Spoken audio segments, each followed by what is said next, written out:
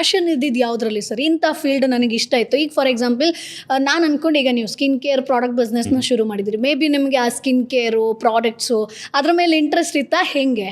ಆನೆಸ್ಟಾಗಿ ಹೇಳಿದ್ರೆ ನಾನು skin care product ಯಾವುದು ಯೂಸೇ ಮಾಡ್ತಾ ಇರಲಿಲ್ಲ. ಮನೆಯಲ್ಲಿ ಬಂದಿದ್ದು ಏನು ವಸ್ತು ಇದೆಯೋ ಮಕ್ಕಳಿದ್ದಾಗ ಓಕೆ. ನಮ್ಮ ಪೇರೆಂಟ್ಸ್ ತರೋರು, ಹಾಂ. ಸೊ ಅದನ್ನು ಯೂಸ್ ಮಾಡಿಕೊಂಡು ಬಂದಿದ್ದಾಯಿತು. ಲೇಟರ್ ಸ್ಟೇಜಲ್ಲಿ ಮನೇಲಿ ಏನು ಬರುತ್ತೋ ಅದನ್ನೇ ಯೂಸ್ ಮಾಡ್ಕೊಂಡು ಹೋಗೋದು. ನಾನು ಐ ಡೋಂಟ್ ಪರ್ಸ್ನಲಿ ಏನೋ ಜಾಸ್ತಿ ಹೋಗಿ ಚಾಯ್ಸ್ ಮಾಡೋದೇನು ಇರಲಿಲ್ಲ. Okay. Primarily skin care business ಅಂತ ಹೇಳುವಾಗ ಬಂದಾಗ್ಲೂ ನಮ್ಮ ವೈಫ್ದು, ಭಾರತಿ ಮಲ್ನಾಡ್ ಅವರು ಶುರು ಮಾಡಿರೋದಲ್ವಾ? ಅವರ ಒಂದು ಡ್ರೀಮು, ಅವರ ಒಂದು ಪ್ಯಾಷನ್ನು, ಅವರ ಒಂದು ಸ್ಟಾರ್ಟಪ್ ಇದು. ಸೊ ನಾನು ಇವಾಗ ನನ್ನ ಕಾರ್ಪೊರೇಟ್ ಕೆರಿಯರ್ನ ಮುಗಿಸಿ ಅವರನ್ನು ಸಪೋರ್ಟ್ ಮಾಡ್ತಾ ಇದ್ದೀನಿ ಅವ್ರ ಬಿಸ್ನೆಸ್ಗೆ.